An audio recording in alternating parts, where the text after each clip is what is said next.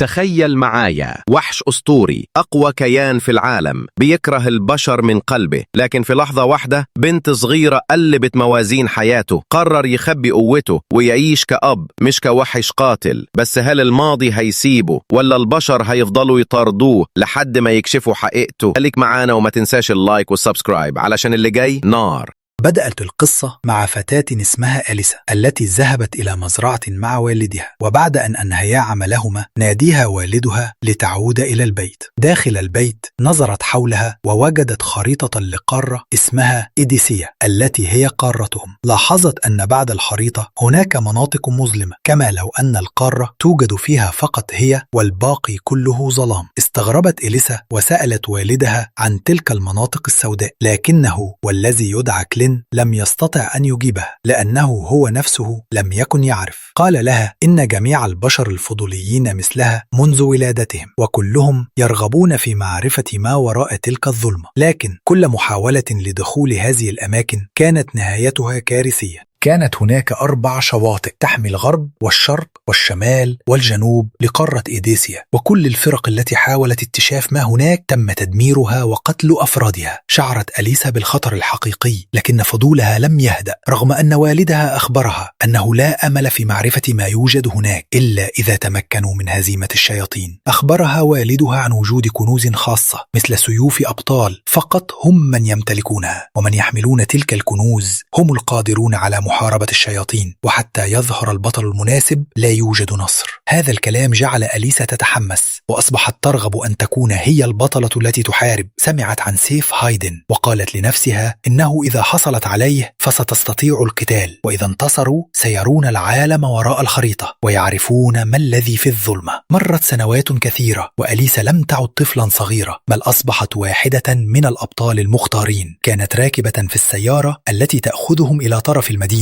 تمسكت بالسلسلة التي على رقبتها وقالت لوالدها: الوقت جاء، سأقاتل من أجل مدينتنا. لم تكن أليسا وحدها في هذه الرحلة، كان معها أبطال آخرون. في الطريق بدأوا يتعرفون على بعضهم البعض. كان هناك شخص اسمه نيل يحمل كنزا يسمى وانكيو، وقال إنه لا يعرف من أين جاء أصلا. نظر إلى أليسا وسألها عن نفسها، وكان الجميع مستغربا لوجود فتاة وسطهم، لكنها لم ترد عليهم. عندما اقتربوا من طرف المدينة كان هناك آخر اسمه ستيفن يحمل كنزا يسمى تنما، وقال إنهم اقتربوا من الهدف. كان الجميع يهمسون بأن ستيفن لديه أكو داخلهم. فجأة توقفت السيارة وقال السائق إنهم لا يستطيعون الاقتراب أكثر من هذا. استعد الجميع للنزول، لكن قبل أن ينزلوا بدأت الشياطين تهاجمهم وقتل عدد من الأشخاص. صاح ستيفن الجميع بالنزول والاستعداد للقتال فورا. نزلوا جميعا، وبدأ ستيفن في تقسيمهم إلى مجموعات من الرماة وأصحاب الرماح، وقرر أنه سيقاتل إلى جانب أليسا لمحاربة الشياطين المتبقية. كانت أليسا قوية وذات كاريزما، لكن ما ميزها حقا هو وعيها الكبير بما حولها. أمام جبل بدأ أحد أمراء الشياطين يتحدث عن عالم الفوضى، قائلا إن الدنيا خلقت من الفوضى والفوضى خلقته، وربما يكون كلامه صحيحا. استمرت الحرب وخرج جميع الأبطال إلى الجبال والتلال حتى وصلوا إلى قمة جبل القمر، حيث ظهر سيد الشياطين كليفاتس ذو الجلد الأبيض الناعم كالريش، لكنه كان منظره مخيفا جدا. دفع ستيفن إلى الوراء وقال إن ما أمامهم هو خوف حقيقي، لكنهم مكلفون بالمهمة وهم أبطال، وبدعم من بعضهم سيحققون الأسطورة معا. حارب كليفاتس ستيفن وقتله في جزء من الثانية. انصدم الجميع لأن كليفاتس لم يقترب منهم حتى. أحد الأبطال أخذ المبادرة وحفز الباقين، لكنه قتل أيضا. أليسا أخذت وقتها تفكر وأدركت أن كليفاتس كان يهاجمهم من الظل. صرخت الباقين: كليفاتس بيهاجمنا من الظل، إذا أردنا أن نعيش يجب أن نهرب بعيدا عن الظلال. استغرب الجميع وقالوا: كيف يهربون بينما الدنيا كلها ظلام؟ لكن أليسا بدأت تقفز فوق الجبل وركضت، واقترب الظل منها،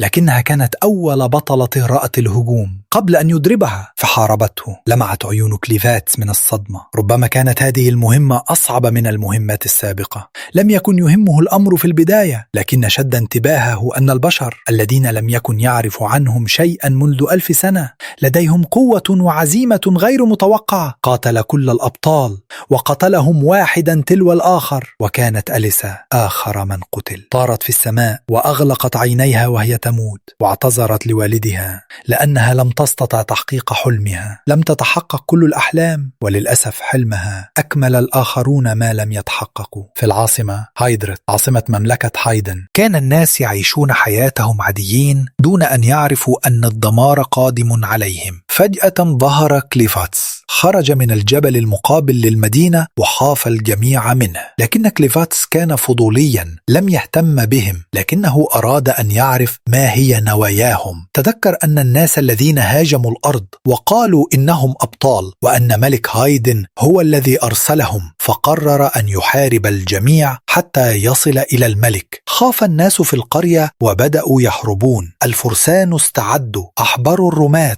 وهاجموا كليفاتس، لكنه لم يرد عليهم، بل طار فوق السطوح ليصل إلى القصر ويعرف ما يحركهم. زاد الحراس عند بوابة القصر وأطلقوا سهاما كثيرة عليه، لكن السهام لم تؤثر فيه، بل زاد من هجومه وانهارت الحوائط في ثانية. عرف الفرسان أن الأمور خرجت عن سيطرتهم، وأحدهم جرى ليخبر الملك أن الشيطان هاجمهم. لم يخف الملك وقال: إذا كان شيطان فسوف أجلبهم، وكان يقصد أن الأبطال قد فشلوا. قام الملك من كرسيه وقال إنه يجب أن يحمي شيء واحد فقط، هو تراث هايدن وإنصال ومانا هايدلارد. طلب فارسان أن يحذر الملك من اقتراب الشيطان، لكن الملك رفض الاختباء وقال إنه مهما جرى الشيطان سيلحق به. استمر الفرسان في رمي السهام والنيران على كليفاتس، لكنه كان يعلم أن لا شيء سيؤثر فيه. تذكر السيف الذي استخدمته أليسا ضده وكيف أثر فيه قليلا. قال إنه إذا ترك البشر وحدهم فقد يصبحون أقوى ويهاجمونه. اقترب الملك من الباب لحمايته، وعندما فتح الباب خرج كليفاتس أمامه. من شكله والأشياء حوله عرف الملك أن ما أمامه هو الملك نفسه. تحدث كليفاتس بلغة البشر، مما فاجأ الملك لأنه كان يظن أن شيطانا مثله لا يعرف لغتهم. سأله الملك كيف استطاع أن يتكلم بهذه اللغة. قال كليفاتس: المهم يا باشا أنك الوحيد الذي يستطيع إنقاذ البشرية الآن. كان لديه بعض الأسئلة، وإجابات الملك ستحدد مصير البشرية كلها، ليس فقط أهل هايدن بل شعوب أخرى مثل داون وأوريج وسورات وبنت. كانت الأسئلة بسيطة: من هم؟ ما هي شخصياتهم؟ ما الذي يحركهم؟ ولماذا يهاجمون مملكة الظلام؟ لكن الملك رأى أنه لا داعي للإجابة، وكليفاتس قال إنه لن يرد على هذه الأسئلة. قطع كليفاتس رأس الملك في ثانية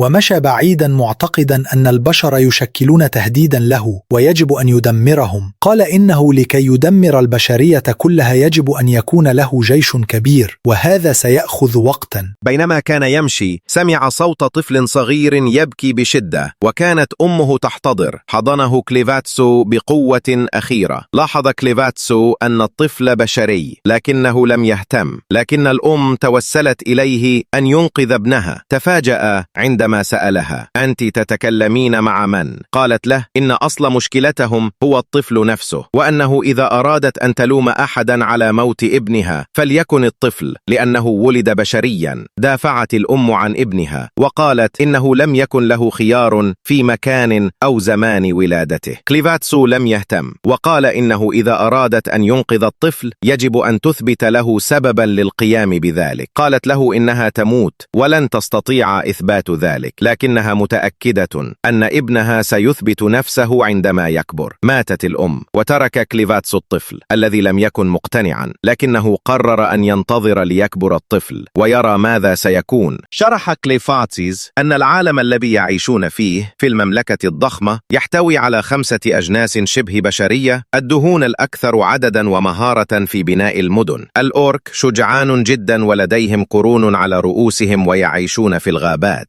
السلدين يحبون العزلة ولا يتكلمون كثيرا مع الأجناس الأخرى، وهم كائنات شبه مائية، نوع يشبه قطاع الطرق الشيطانيين عاديين، لكنهم أقوياء جدا. الهايدنز أشباه بشر وأقل الأجناس عددا، وهم الأذكى، ولديهم القدرة على صنع أسلحة من الجواهر والأحجار والمواد الأخرى. كانت العائلة المالكة هي الوحيدة التي تعرف سر صناعة هذه التقنيات، وبفضل حكمتهم يبيعون الأسلحة للدن. هذه الصفقات جعلت الأجناس المختلفة تقوم بمغامرات معا خارج المملكة التي أصبحت مليئة بالوحوش، وأشهرهم 4 وحوش، بينهم وحش ال9 ذيول.